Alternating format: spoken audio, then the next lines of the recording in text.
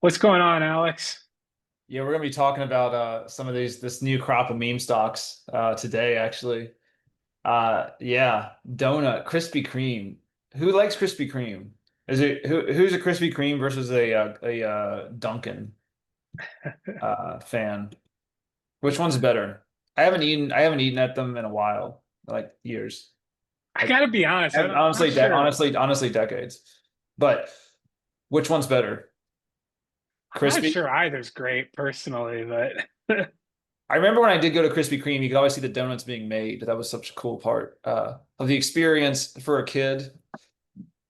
Yeah, the Krispy. chat's saying Krispy Kreme. We're getting a lot of yeah, a lot. Okay, the chat likes crispy over Dunkin'. Must not Oh, have any. Bill's the wild card here. Duncan, Bill's saying Duncan. Bill, are you a Northeasterner? I feel like that's a big like Maine kind of New England thing. Kane, Krispy Kreme or Duncan? Ooh, that's tough. Duncan is like back from my childhood, and Krispy Kreme is like from my college years. So that's Right. hard to pick. We were doing a poll in here. Seems like Krispy Kreme did win though. So Yeah. I always like seeing I always like to see the donuts getting made.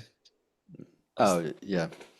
I think what was it? Back in college, when Krispy Kreme first hit the market, it went wild, and then they got on The Simpsons, and that stock just skyrocketed. Oh, really? Yeah. Wow, the Simpsons portfolio. That could be an Yeah. interesting tracker there. Chris, Duncan or Krispy Kreme? As far as preference, Yeah. I haven't eaten at either of them for many, many years. So I'll just say preface it. I don't have a preference. I did I like feel Krispy like Kreme when I was uh, younger. all right. So I've got two quick stories. My Ooh. first introduction to Krispy Kreme was in North Carolina with my family on the assembly line, fresh off the assembly line with hot glaze. I'm like, that's pretty tasty, but it's like a one-trick pony. I don't love glazed donuts. Dunkin' Donuts. I used to, when I was in the golf business back in the day, running leagues. We had a senior league that came out every Monday morning, every Wednesday morning with like 60 players. And every morning, all I bought was like 100 cake donuts. And they're like the old school, like plain cake donuts that they would just dip in their coffee. And I got hooked on those things so Yeah. hard that I'm like, just a plain cake donut does the trick. So I'm gonna give Dunkin' the edge, man. Oh, okay. I know. Duncan. Bill's Yeah. giving you a thumbs up. Bill was the wild card All right. when we Bill were must be a starting. golfer. I think those cake donuts are pretty good. As I get They older, are, man. They're little underrated. less, And little less you sweet throw a little tooth. frosting, throw a little glaze, like throw a little like chocolate on a regular Yeah, cake donut, throw a little like maple glaze on a cake donut. That's what I'm talking about. yeah, yeah. Well, we're gonna be talking about donuts a little bit today. With this new crop of meme stocks, this memery that's starting again. Uh, Yeah. Before we get started here, though, we're not financial advisors. Content presented today is for educational purposes only. And cites our own personal opinions. Make the best financial decisions, suit your own needs. You got to conduct your own research to do that. You got to seek the advice of a licensed financial advisor if necessary. All investments involve a risk. There's no guarantee you will be successful in investing, making, saving, or touching money, nor is there any guarantee you won't experience any loss when investing. Always remember to make smart decisions and do your own research. All right. Um, so I actually had this. We didn't cover on the deck yesterday, but I said, hey, our DR Horton, are the home builder stocks, are they bottoming? Are they going up? Then this came out, and I don't know. Doesn't look like we might have reached the bottom on DHI or anything. Home building is so this we're talking about. I have some stuff about the Fed, and I think that if there's any argument to cutting rates now. Forget about the markets, forget about the economy. It is housing because it is such an integral part of the American economy. So if you have to get we have I mean I really do think we have to get housing moving or else stuff is going to break in a big way. So that's my opinion. I think if there is a reason to cut rates so dramatically, it's to free up this housing market and unlock it, let some more movement occur. But what about housing prices coming down? That's going to hurt badly, but that's probably more of a reality than rates coming down, in my opinion. It's one or the other, right? It's like either rates have to come down or housing prices have to come down. And nobody wants their home prices to go down. But the funny money valuations that people have seen on these appraisals where it's like, I bought my house in 2019, it's worth 5 times what I paid for it. That's not really real. That's not real estate, in my opinion. That's not real. Um, I think that the market probably needs a pricing correction of 20, 30% if rates don't improve. I'd love to see rates come down. I think for the American home buyer, rates coming down would be a huge deal because otherwise we're going to have a supply glut. Your DR Hortons, your Pulte's, your Lennars, your Toll Brothers, they're building homes like crazy. I built with this Utah builder called Sago Homes. I mean, there's units that are just going to be sitting like they're doing like their second, third, fourth subdivisions. If those homes are sitting with, you know, a 6.7, 6.8% interest rate, like they're not cheap, man. Like these No. are, you know, townhomes that are going for like $650 to $700,000. They shouldn't be that much money, but they are because this market is really well insulated. But I don't, I mean, again, kind of like your opinion, like what about yields? Like, I mean, Yep. interest rates on mortgage rates are going to be a lot of correlations to the U.S. 10-year. If the U.S. 10-year doesn't budge, I don't know how interest rates are going down. The Fed cutting rates doesn't automatically make That's the true. interest rates go down. That's my That- Exactly. concern is Yeah. what is happened true. last September is Fed cuts rates by 100 basis points and we're not 100 basis points lower. We're Right. in fact like not even close. So Right. that's my big concern this year is like we cut. I mean, there's pressure on the Fed to cut July 30th, which is next Wednesday.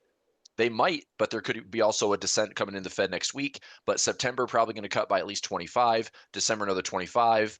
Um, Again, this is like it's all drama. I mean, I don't know if the Fed's going to cut by 25, if they're going to pause, they're going to cut by 50, and it's going to be some backlash, or if Trump's going to continue to push the narrative on trying to fire Powell or whatever. But if the Fed does cut and the bond yields don't go down, I don't know if it's going to matter at all the housing market. You know, Yeah, it's not that going to is a get any good better. point. That is a good point. Yep. Yeah, I don't think a rate cut helps the housing market at all because we have no direct control over the long end, as Chris was saying. Yeah. Yeah. That's completely determined by the market. So if you start cutting the short end and the long end doesn't do anything, then well you're artificially steepening that yield curve, but the long end isn't budging at all. Right. And if you're not getting more yield, I think the market is going to demand more and more yield for many, many reasons. But there's just huge disparity between equities and bonds right now. If I'm getting like, what I don't even know what bonds are right now, about 5-ish%, 5.5%. If you're getting 20, 30% on the S&P in a single year, then there's no competition. No one wants those bonds. So you're Right. going to have to jack up those yields, or the stock market has to have a major, major, major correction, or the Right. housing market has to have a major, major correction in order for those things to balance out again. Yeah, Yeah. well, I do think something. I mean, the housing it is one of the pillars of the economy. I think Jeffrey or Jack was saying that yesterday, but it's true. It's like there's four-legged stool or something they said. Anyways, I agree with them. It has to change. Venkat, actually, the mortgages are more related to the 10-year than the 30. The 30-year mortgage will trade a lot with the ups and downs of the 10-year yield. So Yeah. you'll see Right, that yeah. correlated. I know that because just closing on this house, I was tracking that 10-year yield like a hawk, and I'm not really. I mean, I ended up closing at a 6.6, which was okay. But like 20 or 30 days later after I closed, it would have been up to like 6.9 or 7. So I feel like for what it's worth, the numbers worked out okay. I want to say one thing on the housing market too.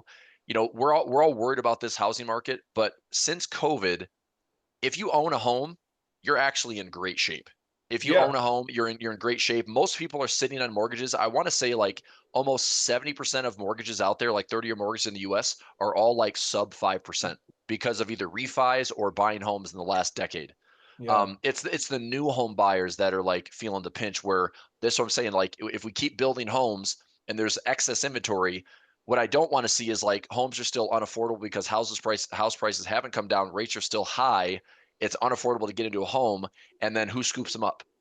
Not Americans, not families, but corporate. Like if you have like the BlackRocks of the world and like, you know, wealthy um, homeowners are just like, yep, we'll add that to our portfolio. Make this rent. Let's rent this subdivision out versus people actually owning a home. I hope that doesn't happen. I hope we don't have, you know, empty subdivisions that are owned by BlackRock and you just rent. It's like I would never want to feel like you can't have a house and actually have equity in something like that. Yeah, I personally, multifamily is a little different, right? Because there has to be someone who manages, who owns that. But for individual houses, I'm a little bit against, investing in individual homes just because I think, it's a different game than multifamily. For sure. Yeah, I think that's part of the thing, right? People are also people who have those nice mortgages might want to move, but then they look at the prices they're going to be paying. It's not worth it. Yeah, so Yeah. everything's fucked You up. sell high to buy high. It's like your equity, your dollar doesn't go as far, your equity doesn't go as far. That's a tough position to be in. I really do wonder how long it'll take to play out. If any move does happen, right? If we do have a housing correction, like it is interesting. Will it play out by 2026? Will it play out, longer than that? Like, was this going to take the whole like administration to play out? Like, how long can this happen? And then maybe it just never stops. I mean, that is an opportunity that we have. Is just it never actually goes down. And at least to maybe we have a 10% here, but not to the levels that were prior to 2020. Yeah, I mean, I think unfortunately, I think the way for houses to get cheaper or interest rates to go down, you got to have a lot of deflation, which means you got to have like a market correction or crash. If you want to hurt people's wallets, discount their home prices by 20%. Oh yeah, They'll hate it, right? Especially if they have HELOC loans and something like where it's like they're leveraging their home, they're using it as collateral, and all of a sudden their home's worth 20% less. That's going to sting. If rates go down, it's because I mean, we just have to have like, as always, like the market, it has a way of correcting, and I think the fears like this correction that could get out of hand and get a little bit more volatile. And we talked about the stools, right? Like this is either a 3 or 4 leg stool. If you've got the housing market that cracks in a big way, if you have the consumer that cracks in a big way, if you have the labor market that cracks in a big way, or you have I was you saying that. What's that? Yeah, it's like the global. I mean, the economy cracks in some way, but right now the economy that we have is resilient. The administration we have is very pro growth. I mean, it's if you own a business, pro growth, good deregulation, lots of tax benefits here. Like this is all good stuff. But if you have the consumer that's been stretched thin with things getting more expensive, even if inflation is at 2.3, 2.4, 25%, it just means it's getting more expensive slower, but it's still more expensive. And I think after 5 years of persistent inflation, it's now making every consumer way more price sensitive. And I don't know about you guys, but like I'm exhausted and sick and tired of, okay, why is my healthcare costs up higher? Why is my homeowner's insurance higher? Why is my car insurance higher? Why is everything I want to get more expensive? Why is going to the grocery store to get 2 little bags of like 2 plastic bags of goods for over $100? I'm like, what am I walking away with? Snacks? Like $100 for snacks for like a couple of days? I'm like, this is crazy. So, and I actually had a something. I went to my Amazon cart and I had saved something from like years ago, like I think 2021, and okay. I saw that and it was like, hey, Amazon will give you those notifications where it's like you've had a price change on items in your cart, and it was like 4 times higher. Wow. Literally, it was crazy. I was like, wow, Yeah. that's crazy. That's wild. Yep. So really, you can see it there. Yeah. So I think if one leg of the stool gets kicked out in a big way, then that hurts. But it is amazingly resilient. And yes, this market can stay bullish and longer, and it can be irrational that longer than trader. The saying, John Maynard Keynes, the market can stay irrational longer than traders remain solvent. So I'll say this though, like at least right now, let's talk like practical technicals. I think this market, Kane, have you been doing any research on like the 21-day moving average or the 50-day moving average? Alex, you as well. I mean, statistically speaking, on a daily time frame with the SPY or SPX, we don't go a lot of times over the 21-day for like more than like 50, 60 days. And we have had a stretch since we had the gap.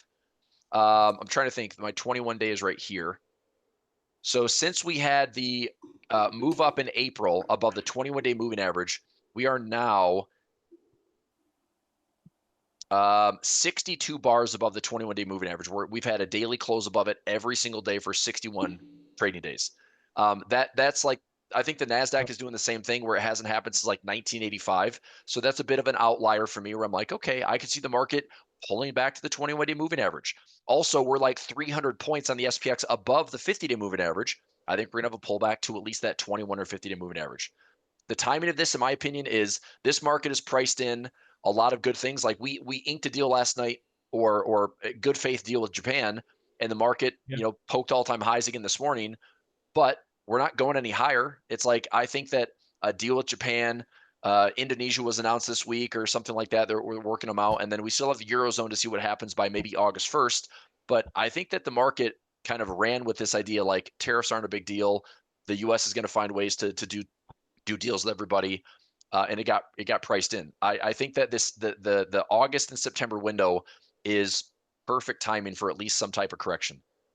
And Yeah, I I'm hate to on the be a same bear, but it's page. like we got to Yeah. have a correction, dude. We got to have something, or else this market's freaking broken. Yeah, I hope everyone's listening because Chris is making a lot of sense. Chris, I don't know if you've been looking at whatever compression indicator that you're using, but if you look at the VIX, it's like it can't get any more compressed, Yes. and that And is ready for a pop. Yeah. and I would say so VIX is ready for a pop. And also I was doing some deep diving into these like volatility suppression funds that just sell VIX, sell VIX, sell VIX. I found out that at 19, they stop selling VIX. So like if we see a pop in the VIX from like 17 to 18 or 17 to 19, that VIX suppression will disappear. And at like 19, 20, that's why you get the big spikes above 20 to 25, 20 to 30. It wouldn't take much for the VIX to really rip above 20, and all of a sudden we have that 3, 4, 5% correction in just a couple of days. So I think the VIX is ready for something in the next like 30 to 60 days. Yeah. Wow, look at that. I did take a credit spread this morning at just pretty conservative. What was it? 63.40, 63.45.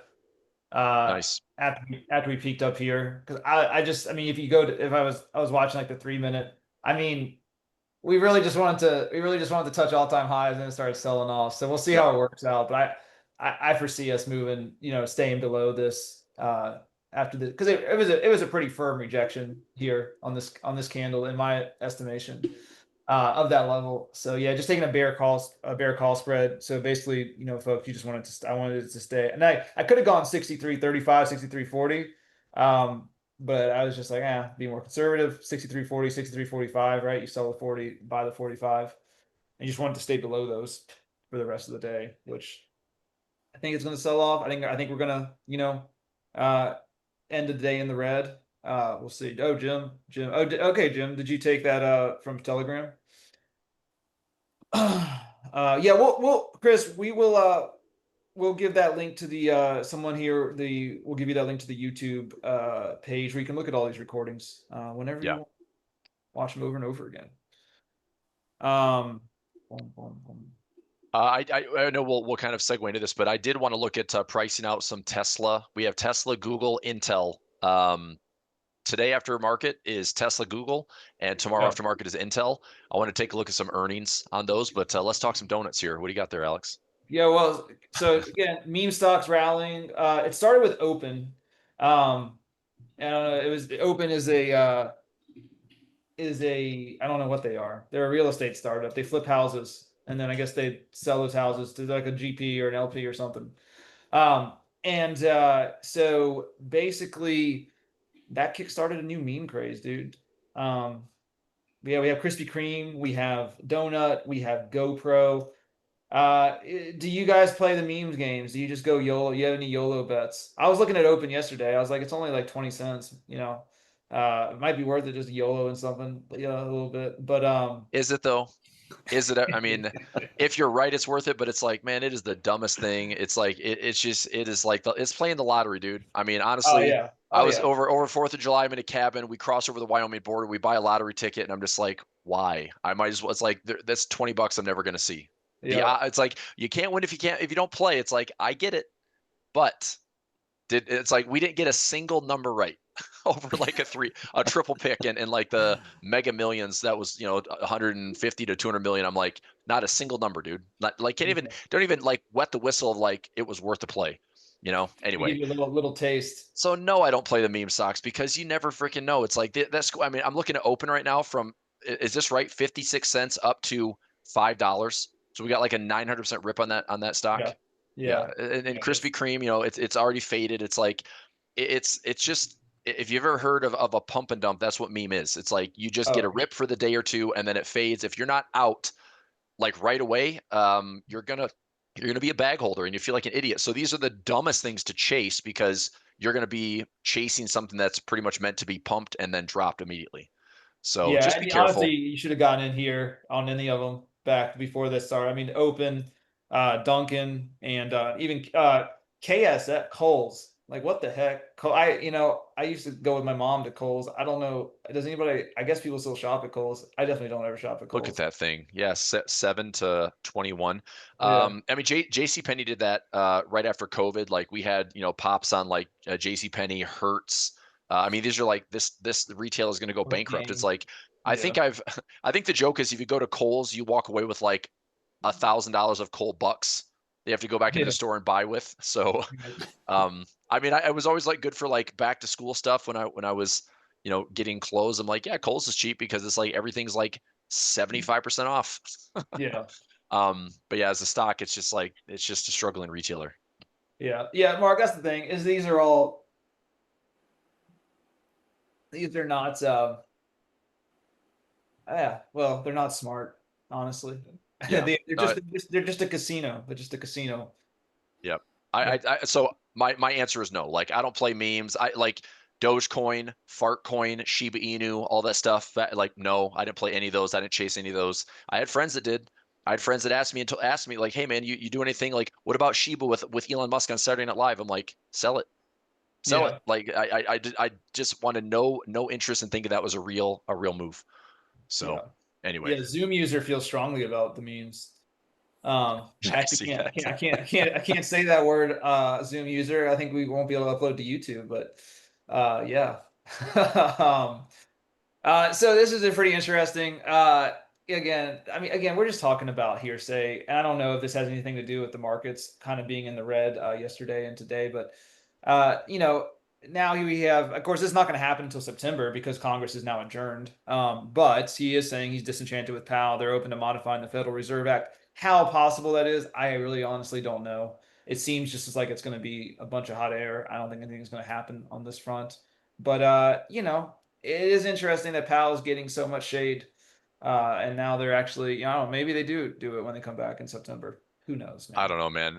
I think it's a total misdirection. I think that this whole thing with Epstein and Ghislaine Maxwell, like, and again, it could be noise, it could be nothing, but it's like I think this whole thing on Powell is a misdirection. I never thought for once that Powell's like some corrupt Fed chair. I mean, I mean, the Department of Justice is probing for like a $2.5 billion renovation. I'm like, when did that even happen? I don't know. And again, I'm not just going to speculate on it. It's like read the articles, I guess, but it's like it's so much noise in financial news right now. All I know is like Trump really doesn't have the authority to get rid of Powell. There has to be some type of cause. I think this probe might be the start of it. If they really wanted to push it, I'm sure if anybody has the ability and the persistence and the stubbornness to do it, it would be Donald Trump if he really set his mind on, I'm going to fire Jerome Powell. I'm sure he could probably find a way to do it. But I think we saw the reaction to it last week. So if he does oust Jerome Powell, I think the Fed loses a lot of credibility. All of a sudden, the Fed becomes a yes man office, and the market isn't going to take that in stride. And also, if the bond market doesn't respond with the Fed aggressively going dovish and cutting rates like crazy and the bond market yields rise, it's like Yeah. it doesn't Yeah, you have matter. one It doesn't shot. matter what you're doing. You have one shot at like maintaining sort of the credibility, right? And Yeah. if you blow that shot, then it gets really interesting. It Uh, gets as disruptive as April. I mean, yeah, April was a shock with Liberation Day and what happened afterwards. And obviously we pivoted hard, but I don't know how you can pivot for something like that when it's like, well, now we have a new chair. Right. And by the way, like Powell was under Trump's first presidential administration. So I don't know how all of a sudden, this time later, he's getting all this slack and flack. And it's kind of the same thing. It's like we had tariffs back in 2018. And I get it. Like Powell has been typically like late to policy, but the Fed has also done a heck of a job backstopping some crazy stuff in these last 10 years. It's like since 2016 to now, I mean, we had a Volmageddon event in 2018. We had another Volmageddon event in 2019. We had a COVID crash in 2020. We had a crazy fiscal policy melt up for the last 3-4 years with a ventilation this year with Liberation Day. Like we've had, I think, if I don't want to overstate this, but I think we've at least had 7 20+% corrections in the yeah, markets in the last like 15 years, which is yeah, insane because before that, for like 50 years, we had like maybe 5 or 6. It's like we're just the booms and bust cycles that traders have experienced it's off the charts. So it's just, I mean, I'm cautious. I'm still great. bullish, but my gosh, man, it's like it doesn't take much for like a leg of the stool to get kicked out or the market to have something very disruptive that doesn't know how to price it in, and all of a sudden we just go from 17 VIX to 40 VIX, and it's just like everything changes. So it's weird to trade that like that, but I'd rather be safe than sorry. I feel like this market could catch all these gains and wipe them all away. It's like a meme stock. If you start seeing meme stocks and like everything's going up, I mean, yesterday was interesting, right? You saw Mag 7 was mostly down, but like 67% of stocks were up. Like, so we Right. actually do have some moments of breath, which is impressive, but I'm Even just today is cautious, man. interesting. I mean, there is like I wouldn't say besides Nvidia, pretty poor performance from uh some of the Mag 7. I mean, they are up, but nothing too solid. But you do have, Yep. industrials, aerospace, the healthcare stocks, the financials are up. Um, it's weird. It's weird, man. You have some bright lights like, man, CEG in terms of utilities. Man, CEG is just cruising. Mm, that's a great one. I think it's going to be actually pretty long-term bullish on CEG. So we're going to be pricing out. Chris is going to be getting into that. You're talking about Tesla, right? You said that, Yeah, yeah. I like Tesla. There's a couple ways I like to trade it. I can look at it from the stance of like my newsbreakers service where it'd be like a one-off trade, but I also wouldn't mind doing something a little bit fancier where it's like I just own the shares and repair it so I can inevitably not have to take a loss.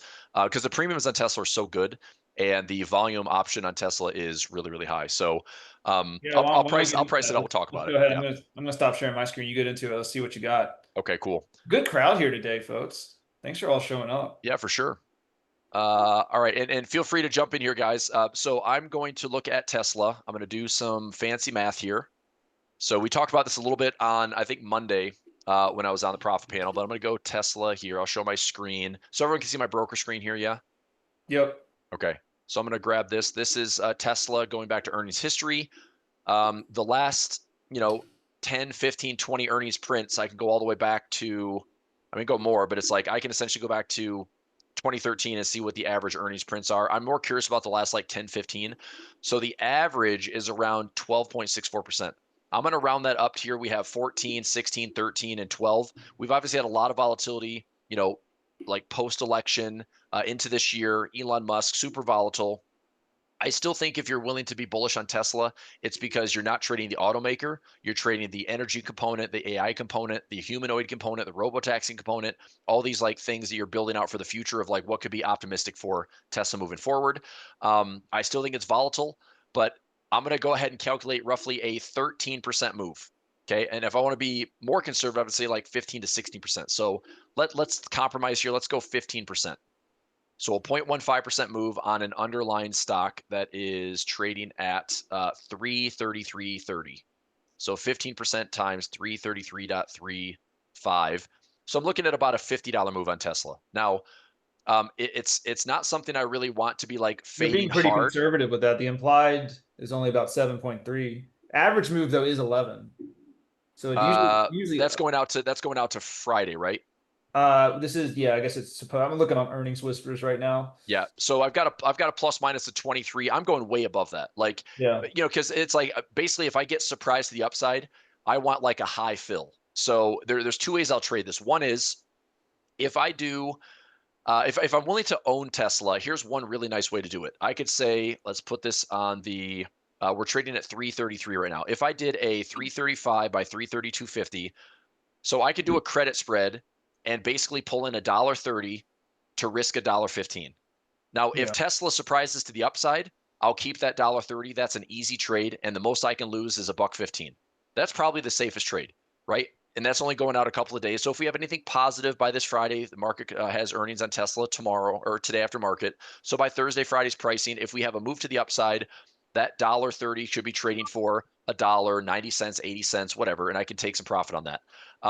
That's a really easy trade. Now, also, I wouldn't mind using this as a long put position. If we got a nasty move to the downside on Tesla, I could still have the long put and I would consider closing the long put out for profit and then taking assignment of the shares. Now, I don't know if there's an account here that I really want to utilize because this one already has, I'm just going account by account. I already have 100 shares of Tesla on this account. I don't want 100 more. This one has, let me see here. If this one doesn't have any Tesla shares, which it is, okay, I'm going to take this trade on Tesla. So couple ways I'm going to do this. I'm going to take this trade on Tesla. If the price pops up, let me see here. I'm going to go out to next week, guys. So instead of going by Friday, I'm going to give myself a week. I'm going to go out to the, let's see, August 1st deadline. That goes out 9 days. Let's go out to the, I'll just make sure when this is worth my while here. So 32 by 30. That can't be right. No, 32 by 30. All right, so I get $1.20. So I get more than 50% of the premium. That's not bad. My line in the sand is 332.50. We're trading at 333. So I'm actually getting, you know, a 1-to-1 or better. And if price goes down, I have the 330 put to also consider owning some shares. So my trade that I like to take, I've got the capital on this account to own shares of Tesla and repair it. So I'm going to do that. I'm going to go ahead and try to take. What was the premium on this week's? Well, if I do, so this week I can get about $1.27. So if I went to the 25th, Yeah. and I go 332.50 by 330, I can still get $1.25. Yeah. So that's a pretty binary trade. Like if price goes up, I'm going to keep that $1.25, hopefully by the end of the day, Friday. Yeah. What I'm going to do is go out a little bit farther into the 1st or the 8th. I like the 8th. And that way I have a little bit more time to run on my put. So if I go 332.50 by 330, $1.25 is, I'm gonna try to get $1.30 on this, guys. $1.30. I'll try to penny it down to get filled, but I want to get filled at greater than $1.25. I'm gonna take this trade. This is 287. This one I'll make sure I want to double check. I don't have any Tesla exposure. I do not. Okay, good. So let's see if I can get this one filled at $1.30. Okay, $1.29. It's probably going to fill at $1.25, which is okay. And what's going to be annoying is the price goes up. So I think what I might do is this. This one has enough capital. I'm going to try to get filled here at $1.26, $1.25. Come on, dude. This thing should be super liquid. All right, got filled at $1.25. So I'll post that trade in just a moment. I'm also going to go out to Friday's expiration and take the same trade and see if I get filled for $1.25 for income. $1.25 here. And this one would be for Friday. $1.25 not filling, $1.24. What is it? If I go up a strike, if I go up to the 335, I mean, to give the market a $2 head start, I'm only getting like 5 more cents. I'm just going to take it down here. So I'm going to go $1.20. Now explain to folks why we're going 2 weeks, right? You're doing 2 spreads, 2 weeks. Yep, I will. Let me try to get this one filled first. So let me get this one canceled. This one, $1.23, not filling. $1.22 is the mid. Budge might be $1.20. I'm not taking less than $1.20. That'd be stupid. All right. So I have 2 trades. I'll write this in my screen right here. So I have 2 trades. So Tesla, I have the July 25th expiration. I'm selling the 332.50 put, and I'm buying the 330 put. I collected $1.20 credit. So that's a 120 max profit or a 130 max risk. Okay, if Tesla is greater than 332.50 by Friday, I keep the $1.20 credit. So if we have a big pop tomorrow and that $1.20 is trading for, 60 cents, 50 cents, 40 cents, I might just take the profit and move on. If price goes down, this is where the kind of plan B comes into play. So the other trade I took was a Tesla August 8th expiration. And I'm doing a similar spread. So I'm selling the 332.50 put, buying the 330 put. On this one, I pulled in $1.25 credit. So just as a trade, $1.25 is my max credit or my max profit, and $1.25 is my max risk. This one, I'm more willing to use the time in that trade. If price drops hard on Tesla, I'm going to use my $330 long put to lower my cost basis on that put. I'm going to cash in that put for profit, and I'm going to lower my cost basis. So what I'm going to do on this one is I'm going to flip Tesla and repair it and own it.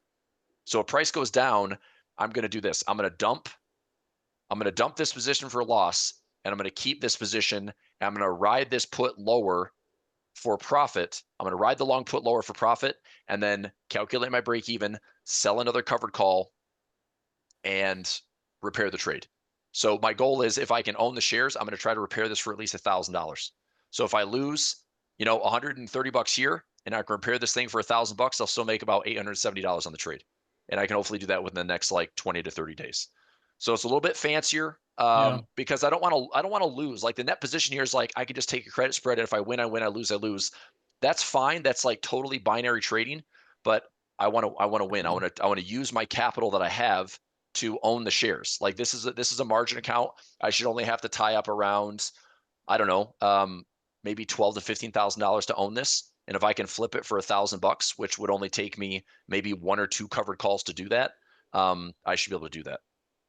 Yeah. So we got a couple questions in the chat. Let's go over that again slower so people understand exactly what you're doing, because this is a little more of a fancy advanced strategy. Let me give you, let's just start the simplest one. All right. The easiest trade is this. If you're willing to say I either win or I lose, then this is the trade. So this would be like the simple win or lose. You sell the 330-250 put, you buy the 330 put, you pull $1.20 credit. So if Tesla is greater than 330-250 by Friday, end of day, you keep $1.20 profit. Okay. If Tesla is less than 330 by Friday, end of day, you lose the $1.30 max risk. That's the trade. So that is a win or lose. I'm adding the wrinkle to it where it's like, I don't have to accept that loss if I'm willing to own the shares. But for some of you out there, if you don't want to spend, $20,000, $30,000 to own the shares, then you're not going to do it.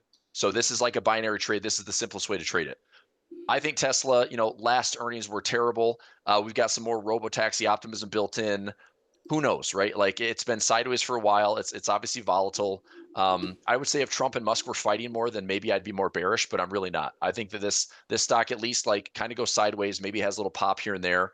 But as long as we're like right now, it's like, what has July been so far? July's been a melt up month. I don't think this market is going to turn a hard corner now. I think this market through next week with Mag 7, I think this market's willing to kind of be a wait and see. So if Tesla doesn't really surprise one or the other, it might just stay afloat, and we can grab a couple of bucks here and be profitable. Yeah. Yeah. So because if there's forward guidance on Tesla and they're talking about humanoids by December, January, they're talking about robo taxis, they're talking about things that are optimistic, I think that the market might take that in stride. Versus they miss on earnings, they miss revenue, they miss earnings per share, and they just, oh my God, it's a stock where it's like earnings doesn't necessarily translate into what the price does. Yeah, so okay, so that's good for the first leg of that though, but people were interested in that second leg. So you do this first leg, which is this week's expiration. You go out 2 weeks though, and you have another spread, same price. Okay, let me do this. So I'm going to take a screenshot of this one. Yeah. Okay, now I'm going to delete this, and I'll do the same thing. So I'm going to go out to the August 8th. So Tesla, and I'll give you a scenario. Okay, you guys give me a price. If you think Tesla's going to get beat up so badly, to what degree? Is it going to drop $30, $40, $50? Where are we at? Just give me a number. I mean, I see. I mean, I agree with Jeffrey. Long-term support at 270, but obviously it'll take some time to get down there. But okay, well, we have April. Say like 295. Okay, so go down about $30. Okay. Yeah. So buy the 330 put. I pulled in $1.25 credit. So this trade, here's what I'm going to do with it. So if Tesla is greater than 332.50 by expiration, I keep $1.25 profit. Easy. Okay. But here's where the plan B comes into play. If Tesla drops to 295, okay, I have the 330 long put. So that 330 long put is going to be trading for real value is going to be around $35 or more. So what I would do is, and I know right now that I'm paying about $10 for that debit. So for this to be trading at 35 or more, I'm able to lower my cost basis down to about, I could probably take about $20 off my price. So I'll say right now the 330 long put is a 10 It's actually it's probably more expensive than that because I got to go to August here. Give me 1 second. So the August 8th, it's about a 15.25 debit. So let's go. Ah, dang it. Crap. I'll type that out again. Dude. No. Yeah, I just deleted the. All right. So 8/8 expiration. Sell the 332.50 put, buy the 330 put, $1.25 credit. Tesla greater than 332.50, keep $1.25. Tesla drops to 295, like Kane said. My 330 long put, which is a 15.25 debit, will show, maybe $35 or more, because I'll have real value in the trade and also have some time in the trade. So there's a chance that $35 credit might show $40, $43, $45 credit. All I'm trying to do is use that to close out the long put and then lower my cost. And if I still get assigned by the broker at 332, let's do some math on this. So let's say that I close, and this is an example, okay? Let's say I close the 330 long put for a $45 credit. So $45 credit minus the 15, I'll round the numbers here, $15 debit is going to give me about a $30 profit on the put. And the broker still says, hey, this guy's going to own the shares at 332.50. So 332.50 would be the pending assignment. And I have a $30 profit, which brings my cost basis down. If I still get assigned the shares, 302.50 is going to be my break even. So if I'm waiting on assignment, I can take the assignment on the 8th. If I get assigned, my break even is going to be 302.50. If I sell a 300 call, if I sell a 305 call, if I sell a 310 call, I can repair that for that $500 to $1,000 I was talking about. Mm-hmm. Yeah, so that's a backup plan right with using the trade capital. Yeah, that level is also right around where I had some resist. Like that's 302.50. It's not too far off of that 295, 300 level. Yeah, So, and so just like a quick math check, just so everyone knows that this isn't pie in the sky thinking that his numbers are actually very good. If you just immediately, like you had to close that spread, you would expect the max that he could lose is $1.25, right? Because he collected $1.25, his max loss is $1.25. So he shouldn't experience that max loss yet, because you still have 2 weeks left in the expiration. But let's just say he did. That would mean that his break-even point should be, his loss should be $1.50. So at 300, if he has to own everything at at 300, then 301.5 would be roughly, or 25 would be roughly his break even just from that perspective. So his math, he's not playing with random numbers there. His numbers are good. Yep. So that would be based on the assignment price and the profit on the long put and my credit spread. My actual break even, like Kane said, would be 301.25. So as long as I'm selling a call at 300 or 302.50 or 305, and the nice thing is let's say that I have the assignment here, guys. I get assigned on the shares. Well, and let's just say this goes all the way to expiration, I get assigned on August 8th. Well, if I go out further to the end of the month, if I go out from August 8th to the 29th of August, and I give myself another couple of weeks, if I sell that 300 call, if we're trading at the money, we're probably going to be able to sell a call for like $20. So there's a chance that I could sell a call, lower my price from 301 down to 280 within one covered call. So like if I take this trade, guess what? I'm going to be in these profit panels on Mondays and Wednesdays. I'll walk through this trade. I'll share like this trade. If I get assigned on it, I'll tell you exactly what I'm doing. So you can see how I just took this position and maybe flipped it for a nice win. You don't have to take the assignment. That's the one thing I want to make very clear.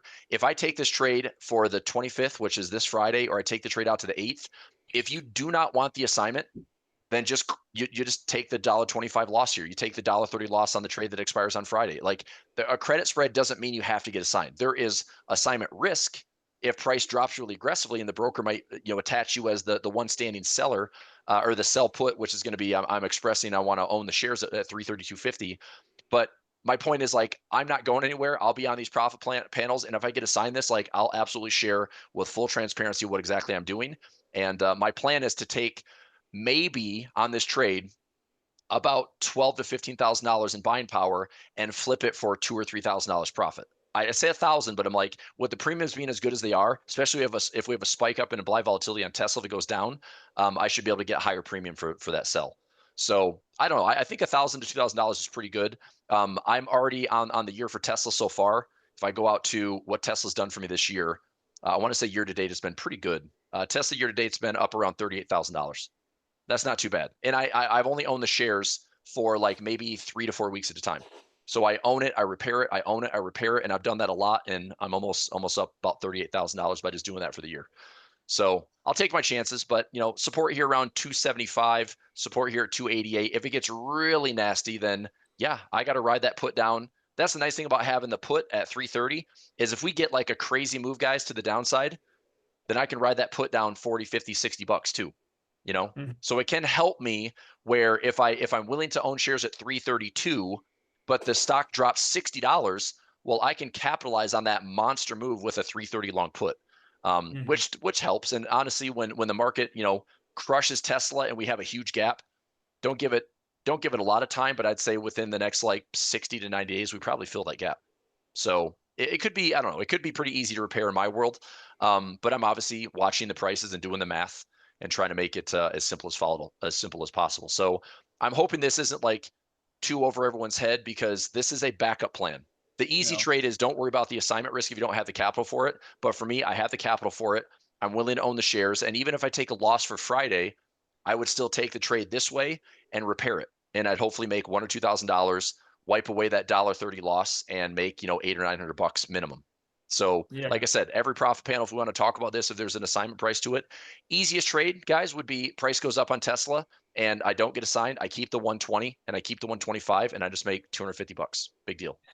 Yeah, I would say for the newer traders, make sure you probably just do the basic one because you got to know the math of how your break evens are, how the premiums work, and all that jazz. But hey, if you are more advanced and you want to do this, we will record this. I mean, it is being recorded, so we'll post it on the Financial Wars YouTube channel, which our mods can maybe drop in here for folks. So you can go through and we're gonna get into some stuff Kane wanted, Elisa. So maybe you can post that, Chris, if you don't mind. Yeah, let me stop the screen share, guys, and then Kane, let's have you take it away. I'll post it in here. So look, not every stock is like Tesla, where it can move 30 points in a hour, basically. But it's Tesla goes up, Tesla goes down, right? Sometimes the markets are more, and that's great. Like what Chris is saying, it's great for one captured premium. It's also great for if you're you want to get that movement, you can get some quick wins, you can get some quick payouts. The question is like, what do you do? And I'm asking you this, Kane. Like, what do you do? How do you make money when things are sideways, when they don't move, when they're freaking boring? Which kind of is like what we've had, today even. Yep. Yeah. So that's a perfect question. I'm going to share my screen real fast. And when you have the S&P, so there's a few things that we understand about broad markets. Okay. So broad markets. So right now where we have in the S&P is a relatively low volatility environment. What I mean by that is like when we have the VIX, we're here below 20. We've been there since May. And we did have this volatile period because of Liberation Day hoopla, but then before that, we were in this 15 to 20 volatility regime as well. And when you're in that volatility regime below 20, the market just doesn't really move all that much in terms of the speed of the direction. So here the volatility was high, then we hit May, and then what did we do? We just started going sideways and floating our way upwards and going sideways. So how do you make money in a volatility regime like that? There's only two ways. Either you have to find something that has volatility so that prices can move very quickly, which is what Chris just showed you guys. Tesla has earnings, that's a volatility event, and so there are ways to capture that volatility so you can capture large gains very quickly. But absent that, if you're just waiting for the S&P, like if last week, if you're waiting for the S&P, I'm sorry, but it went absolutely nowhere. You're up a day, down a day, up a day, down a day, up a day, down a day. You're not making any money on your trade. If you're doing a simple call, simple put, then you're losing money on that time decay. And even if you're floating upwards, then it's moving very slowly. So the chances are that time decay is going to destroy the value of that movement upwards also. So you either have to find areas of the markets or specific sectors, specific stocks that are exhibiting a higher amount of volatility than the overall market, or you can just trade the fact that everything is going sideways. So, and that would be more of an income style of trade.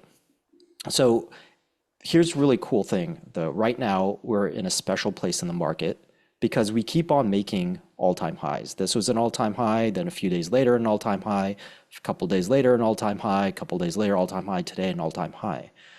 What we want to note, what we want to understand about a broad market, not necessarily an individual stock, but a broad market, is there's a natural limit to how quickly the market can move upwards when we're at all-time highs, or even local highs, 52-week highs. So what we see here is, let's just say on this day we gapped up and went higher. Okay, so that is 5 points on the S&P. And how normal is that? Or just say over here, this was a gap up, that was almost 20 points on the S&P. But notice it didn't happen at a high, at an all-time high. Over here, we're at an all-time high. Ever since then, our largest bars are maybe 5 points. 5 points is already bigger than the largest bar. So, or just say on a weekly basis, let's go on a weekly basis. So this one was a pretty big move. That's 20 points.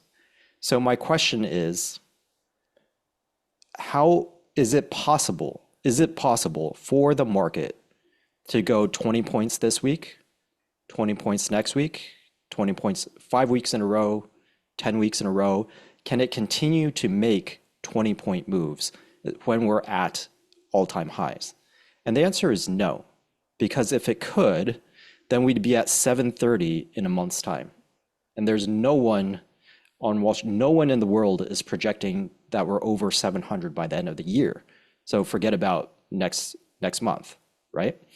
So there's a natural limit to how fast the market can keep on rising. So this is not a coin flip event where if I say we have heads 10 times in a row, the chances of me getting heads on the next one is still 50-50. It's not dependent at all on the previous ones. In the market, we are dependent on the previous week's moves. So this is not a 50-50 chance that we have another 50 or 20-point move right here. It's I made a 20-point move. The chances of me moving that high again are very, very low. And even if I get it again, while getting it a third week or a fourth week or a fifth week in a row is very slim. So if I can play that phenomenon, I know that after a huge move near a top, then that volatility is automatically going to come down. Then I've got a lot of different ways I can play that. A way that we can see that is, what was the first means? It was an open door. That was the first one. Yeah. So if I look at this on a daily basis, this made a 42% move. What are the chances the next day it can make another 42% move? Super low, right? Super low. And even if I was wrong, because back in the day, GameStop, it did, right? Back in 2020, whatever, back in COVID times, right here. Okay, it made a, what is this, a 92% move. And then over here, it made 134% move. Can it do again a third day? The answer is no. It's decreasingly likely, right? Yeah. Right.